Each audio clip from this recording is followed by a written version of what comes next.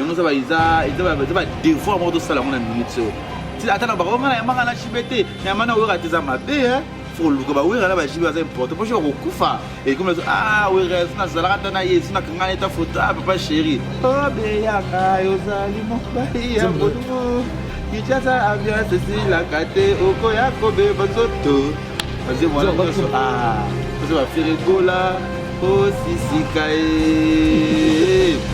sisika bouquet de roses mama sisika moi on va faire ça on va tout allez va tout battre mais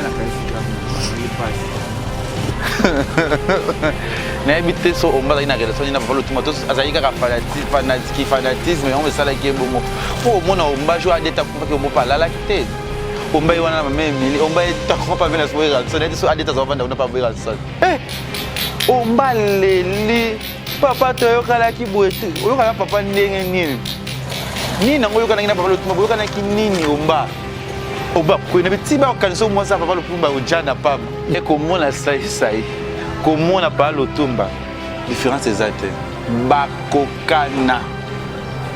bakokana jazz au fait là tout ça même milice sont devenus non moi na makamota ba star américain ba star français le l'écran na kata bamboka na basa elango ka ba théâtre tout le monde ba do faire à sala ne président c'est-à-dire que bazo favoriser non qu'on valoriser culture congolaise c'est-à-dire que mam tolo bezala lokuta Emilia cha bote bongo ken mona ginani dis ya mona lobi Emily ya watala Mombaya ya Fifi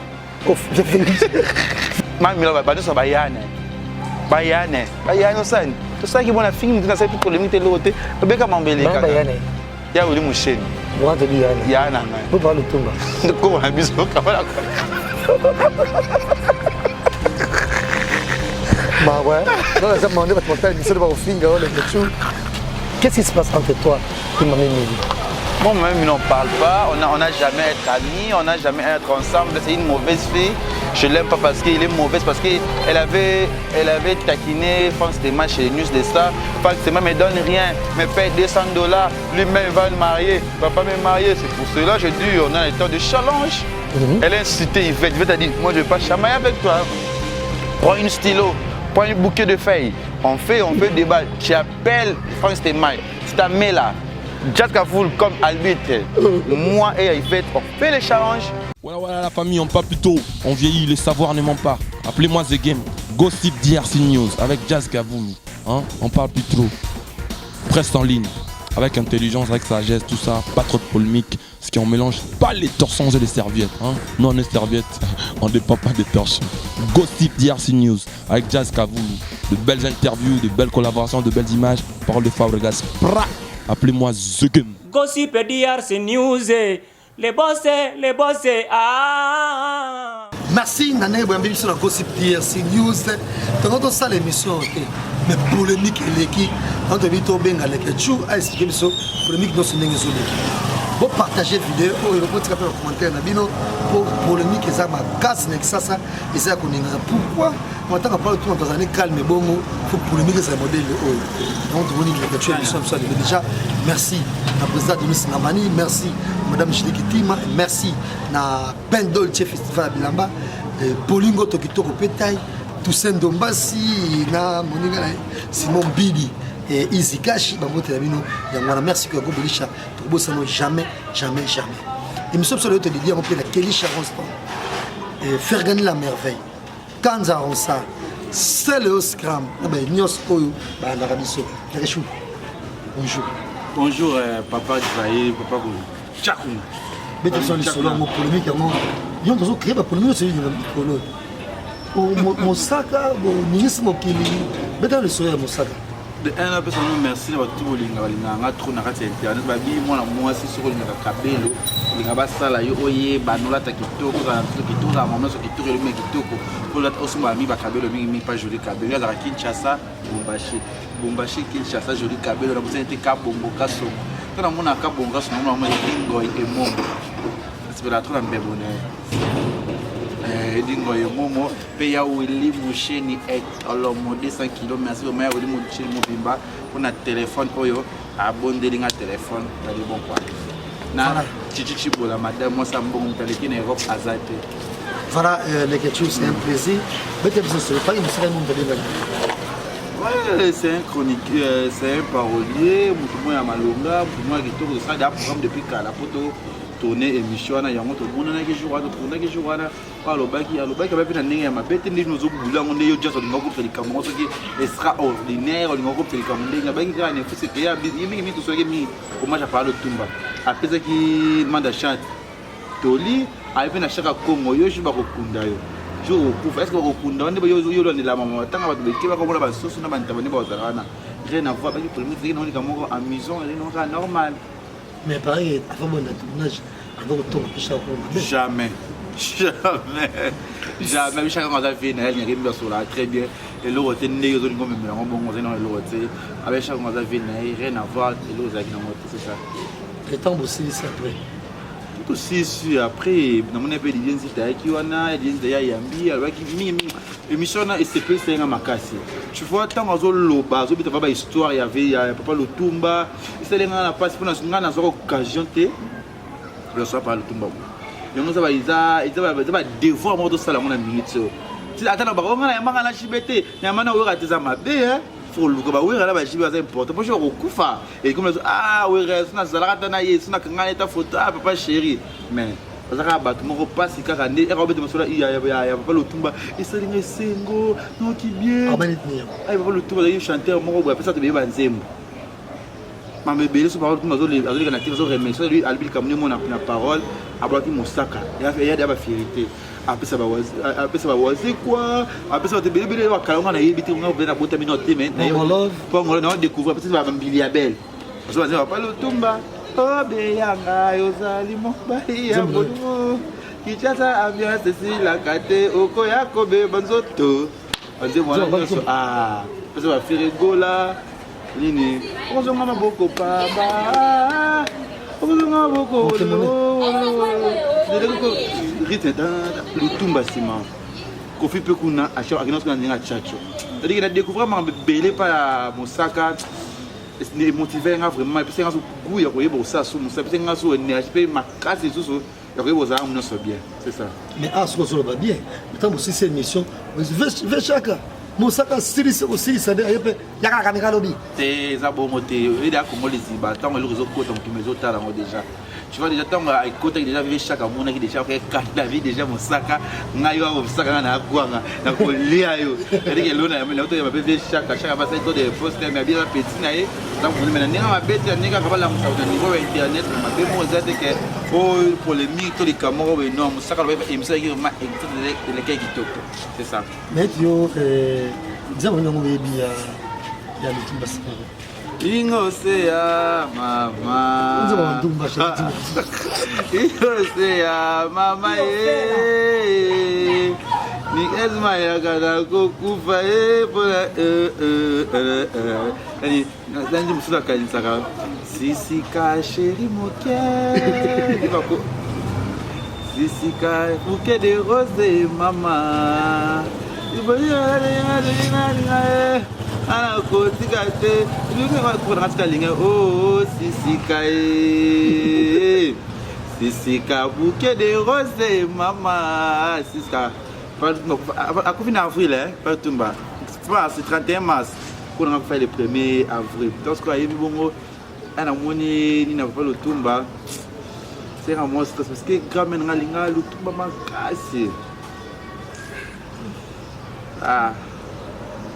Sisika liboke. Mais si vous voulez faire un bana lingua lango, parce que il faut aller battre maman lingua. Ko songi ko tonga les sons c'est kunda misusu ya pas le Lutumba qui yende papa ya nani ya sai. Moi je passe déjà. Allez jamais na ngamba moi. Moi ya ma kufaki. Ko sama mo ko moto pote. Allez, il va tout battre, mais la caisse est jamais il passe. Ça me va combattre. Kasi grand-mère na ngai. Ndenga visibilité kwa umbato pongo. Te visibilité te. So remin to na moi oyo. Non mana choc. Ça la nga passé. Parce que peut-être 100 francs dans mon zo le ba 10 francs dans zo fallait ndali yango 2 ans déjà tout fa kala minute 2 ans mais ce qu'on a 2 ans soit zala qui ne ndenga peut-être 100 francs dans zo peut-être na kabula tanaye parce que yim tatangi singa ma mno tina malo quelque chose qu'on a lié pour alukata so atikata li puta ne pour aller ta soso pour ngana message da so moi ce n'est pas bino so sumsunyate na reliate tana mabela za sona ali na ke fo musuni na mesana musuni mesana ndiko to bela goutte parce que na fufu ele que les gars te fuka surtout tu a rodé filanga sauce kusi kuna na quoi Janine pensa que vene kusali asko passe ka jazz passe ils aussi si ka bouquet de roses maman mais ça me dit le pourquoi si on ça va te couper ça ka nzambe peut-être sur ali yango te peut-être ba mère na nga bana na yo o ba botaki ba se pena bonheur na nga peut-être na bande connaît o bazana envie na mokili c'est ça so on va mini pour umbato pongo na habité so on va na relation na papa lutuma to azalika ka fanatisme on veut ça là qui est bon pour mona on va jouer à des takufa qui on peut pas là kité on va y wana na mame Emily on va être on pas venir sur ranson et so à des tas on va pas voir ranson na habité on va ça avec émotion matin na été sur malaka sanda kufa so on pas là bon on va ça na ba stress on va ça vous être on va leli papa to yokala ki boete oyokala papa ndenge nini nini nango yokala ngina papa lutuma boyokala ki nini omba kwena bitiba okaniso mo sa papa lupumba ujana pama baipo omba za ujana te aza pe lelo te asira mami lela jamais Maman alika ko chakuna boni omba leli mais omba te ko sala bote yo so za passe mi kanisu photo o rotina ba la mama ba cha malega sana traitera lekne non ala lekne so così so nani bon bana muluba ya mtetela bon c'est la famille qui congolais allo solution ombole ate alegisi sikoyo lingwa lango sango bozo panza sai papa Lutumba lisolo ngeza nde mais comment la sai comment on a pas Lutumba différence exacte bakokana jazz so tali sai hôtel pas Lutumba tu éviter ba to kokana mokili mais mesu zo tatko zola hôtel mon nord sai papa Lutumba mais mon taille ba ngozi meza maman mais je pense pas que ça moi qui va reposer ba msu kokana bango olobate ke papa na baba uta papa mona bana batu kokana bango non mais mutaye ba ngozi meza maman c'est ça déjà na RDC Congo surtout ça liste ba to ko sa ba parents et 13 ans pour tout ba bien moi mayamba te maman Mimi et tout le monde papa ça il va Lutumba yo pe ko stopé ba vokala papa no comment que le Michali Baraka te Chali Baraka qui masa mena ngana ale ma déjà Chali Baraka we mena pas muta wenge les son masanga fois malili masanga fois evaki mutu yo raté jindika yo raté ko chakuna c'est chakuna ki nani oui rason papa ça chakuna Chali Baraka botami do savio za mwana we raté Chali Baraka fora déjà yango je dois kufa tabi liste mwana we bitera ça Chali Baraka kokala tout est déjà voilà ça va kala on va très plaisir Chali Baraka n'importe quoi non vous avez vu na bien déjà on dit que je Chali Baraka sauter mais à travers ngaya ba ko découvrir les sous non nonsense c'est ça ça prend moi a été et c'est ça mais faut ça c'était ça faut ainsi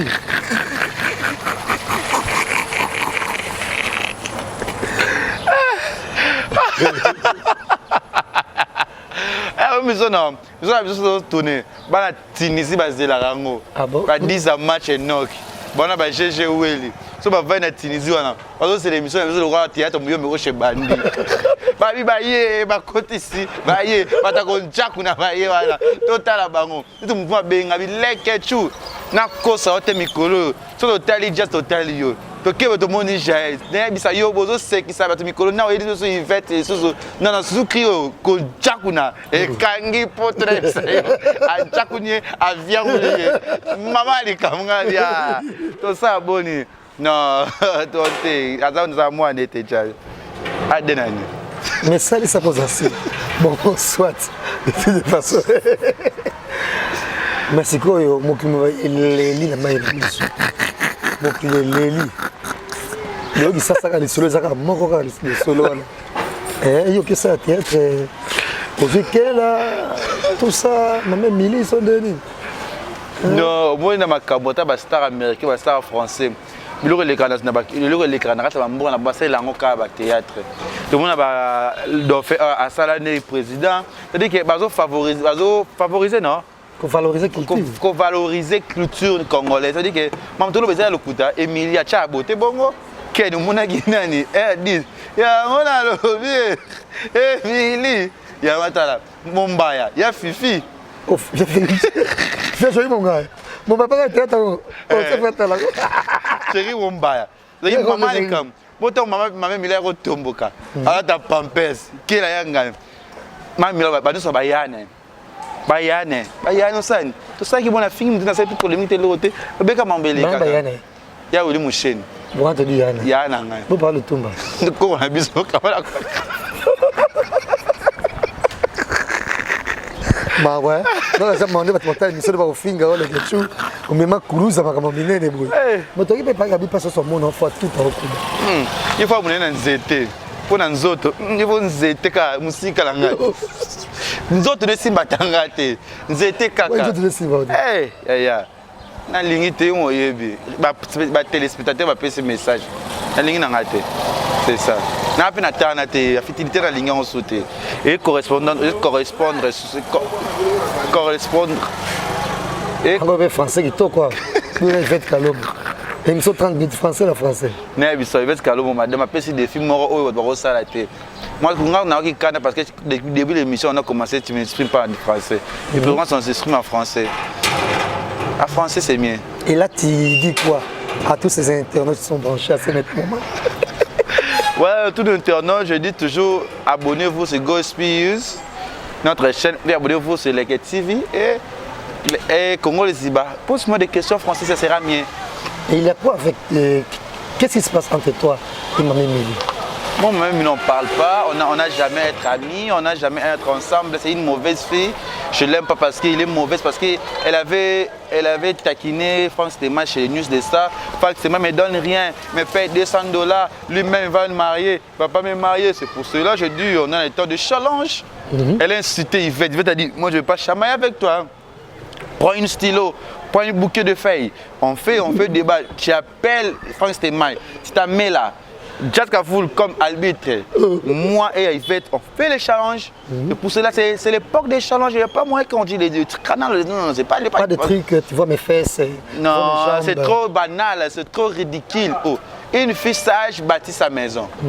Une fille sage bâtit sa mémoire. C'est-à-dire qu'Yvette bâtit sa mémoire. Quand elle parle, quand elle fait ses trucs, quand elle fait ses baises. Non. Inch'Allah, Yvette, elle est la meilleure. Yvette, il faut donner la trophée. Yvette, c'est une révélation 2019. La fille qui a bougé, pas dans le buzz, pas dans les soirs ni non. Elle a fait, Yvette, si on donne les gens les trophées dans l'internet dans cette année, Yvette, ça sera une révélation de 2019. Il faut prendre une trophée, la maman, il faut donner Yvette trophée, la bouche, il faut donner une trophée. Et Manik de John. Ah, lui, on n'intéresse plus d'elle.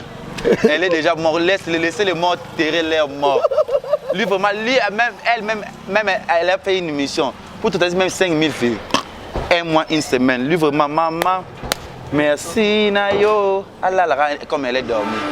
On n'est plus d'elle. On n'est plus besoin d'elle. Même ça, elle a incité. Combien de fois maman nous a incité? Combien de fois? Elle a parlé beaucoup de mensonges sur l'internet. Elle a parlé des intrigues et fourniania. Elle a incité tous les gens. Dès que maman nous a incité, les gens nous croyaient que maman elle a raison. Mais pour le moment, elle est où? Elle a ingéré Ken, elle a ingéré Komodo, elle a ingéré Emily, elle a ingéré Papa Michel. Elle a ingéré Tous les gens étaient même, toi, il était aussi un jury. C'est-à-dire qu'il n'y a pas de quoi, il n'y a pas de truc à dire, mais on est ras-de-bol avec maman et m'a niqué vraiment que ton âme réponse à paix. On n'a plus besoin de toi. Moi, vraiment, de un mois d'abord, moi, je m'intéresse plus de ces trucs-là. Moi, je préfère que producteur, je fais mes productions, je préfère que je fais mes émissions, je préfère que je recevais Tania, je recevais Yvette, tu vois, comme Yvette. Elle a une contrat sur Congo ici. Ça veut dire que j'ai obligé, chaque semaine on tourne. Je pense qu'on va faire une seule émission. Oui, on va faire quoi la semaine ici? On va faire quoi? Il faut créer le sujet, il faut créer les analyses. C'est-à-dire que les choses de maniquer, c'est ras-de-bol, je ne veux plus parler d'elle parce que tout le buzz fait pour le moment, ça ne bouge pas, ça ne déconne pas. Et puis vraiment, tu vois comme Tana Mabé fait ses émissions. On ne va plus s'intéresser à elle, c'est plus les choses à dire. Tu vois, comme Émilie. Elle avait son virus. Tu vois, la fille comme ça, grâce, elle est déjà engagée chez quelqu'un. Tu vois comment elle est enceinte de Chiquito. Comment elle est enceinte. N'enlève pas qui est enceinte. Ton mec te met partout dans les statuts, dans les publications. Hey, tu as laissé Fou-moi là. Comment Fou-moi là. Hey, tu es enceinte de Chiquito. Hey. Mais fais attention parce que tu ne mets pas au monde, c'est une grâce. Tu as un tchak directement et tu as mis un gros nom. Comme on dit, elle est enceinte de Chiquito. Voilà, merci Luis et Neketchou. Une interview en français, ouais. Une émission 100% en français, ouais. Donc challenge, une émission en français. C'est l'époque de challenge. On fait comme ça, comme une calcul. Gricomologie. Gricomologie, quand tu dis 1 divisé par 4, GK6, carré, ça donne la constitution de l'élémentation glycologie divisé par 5, 8, 9. Quand je prends jazz, je prends Tania m'avait dit, il y a correspondant parce que toi tu es M, toi tu es G, garçon, tu es F. C'est la différence de la triculation. Quand je prends Yvette, je prends Kakarine de Buzz, Yvette, talentier, normal, c'est une différence. 4, 6 fois 5, ça donne 1. 1 carré plus divisé par 7. Oui, glycomologie 1. 1, 2, 3, 4, 5, 6, ça veut dire que je fais la glycomologie MZ1. Tous les filles qui se citent élevées dans l'internet, elles sont les. Ni la mathématique. Ni la mathématique. Il va te dire, quand tu le cites, tu la taquines. Glycomologie, challenge, grigomologie. C'est-à-dire que 1 carré, ça veut dire 1 carré, 6, 8, 9. Je prends 46. Tu prends 46 carré. 1 46 carré, tu donnes plus 58. 58, ça donne 1 construction de somme. Construction de somme, 1 carré. ICO, G carré. Quand je dis micronomologie, mathématiques 5, 1, 10, 7, 8. Je dis 1, 2, 3, 4, comme ça. L'index, le poulet, c'est. Et les l'éclair. SZ. La glycomologie, ça donne. Quand je dis Willy Moucheni, déjà je vois choisir Matata. C'est chose différente. Willy Matata, choisir Willy Moucheni. Totalement, choisir Matata. Totalement, mais Willy Moucheni, c'est plus gros que choisir Matata. C'est les glycomologies. Tu vois, quand je prends Madame de Tania, quand je vois, il y a Myriam Mokonzi, c'est chose différente parce que Tania, c'est ma bébé, Karine, c'est Mokonzi. Tu vois, comme moi, je suis Panda, Leketchou, je regarde Jazz, toi, t'es Kavoulou, Doudou. C'est glycomologie. Vincent Toulouse, il fait des émissions. Normal, tu vois, bientôt là, il fait le théâtre, c'est quoi? Les glycomologies. La glycomologie, c'est on dit la concession des seins. Il challenge, ça donne la méthode de parler et de passer et de dire non, arrêtez quand je dis la concession de mon dessin. Quand je dis Papa Lutumba et Maître Iolo, on n'est plus au Congo, on n'est plus au monde, ça veut dire que ça a donné nous le stress. Le stress, ça fait dire quoi? Les gris, répondons, les glycomologies. Merci les gars. Nous arrivons à la fin de cette émission. Et tu dédies cette émission à qui? Je dédie mon émission, ton émission, notre émission, les téléspectateurs. Je dédie à Kabongo Kasongo, le grand joueur. Tu comprends? Aujourd'hui, les gens me demandent, beaucoup de gens commencent à dédier Kabongo. Mais il était où dans cette époque-là? Il a commencé son talent depuis longtemps. Mais il n'y a personne qui est dédié. Quand je vois encore Edin Goy. Edin Goy qui? Et Momo. Merci à vous tous nos téléspectateurs. Merci à Tania Mabedi Neymar. Merci à Choisi Matata le Vénérable. Merci à Chichi Bola. Moi, ça mbongo à l'équipe, c'est tout en Europe. Yo, madame, na monité, pe na tika ko mona te tio ko kufa ko tika ko kana chichite pour oser l'autre côté na poto na po chicha kanga bakaba 1000. Chicha so minga billet na kende Chine na mois de juin. Merci à madame Chichi Bola na Chine na le 24 juin. Tana mabeli tinde déjà ko pour na ko kabate na ko tiki la mtelo côté ozala mbongo tinda ko déjà na ko ya biloko. Merci à Willy Moucheni pour na caméra ya 7D au tinde linga. Merci à bino tout bolinga Kevin bana Chine, bana Ngwanzu, pour sepelaka nga, bolingaka nga le 23 juin, ngana bino kuna na mboka Chine, na mboka Ngwanzu toko ningisa mokina ba chinois, confiant, c'est ça. Voilà, merci à Kevin, merci à Gilva et Sama pour la prise de vie, merci à Tania Mabedi pour l'assistance et de même je salue Kevin. Les jeunes caméramens, merci à Dieu pour la réalisation de cette émission. Merci à vous, partagez la vidéo et bon commentaire notre monde Mbalasima, toujours dans Gossip DRC News. Au revoir. Voilà la famille, on parle plus tôt, on vieillit, le savoir ne ment pas. Appelez-moi The Game, Gossip DRC News avec Jazz Gavoumi. Hein? On parle plus trop. Presse en ligne, avec intelligence, avec sagesse, tout ça, pas trop de polémique. Ce qui on mélange pas les torsons et les serviettes. Hein? Nous on est serviettes, on ne dépend pas des torsons. Gossip DRC News avec Jazz Gavoumi. De belles interviews, de belles collaborations, de belles images. Parole de Fabregas. Appelez-moi The Game. Gossip DRC News. Les boss, ah.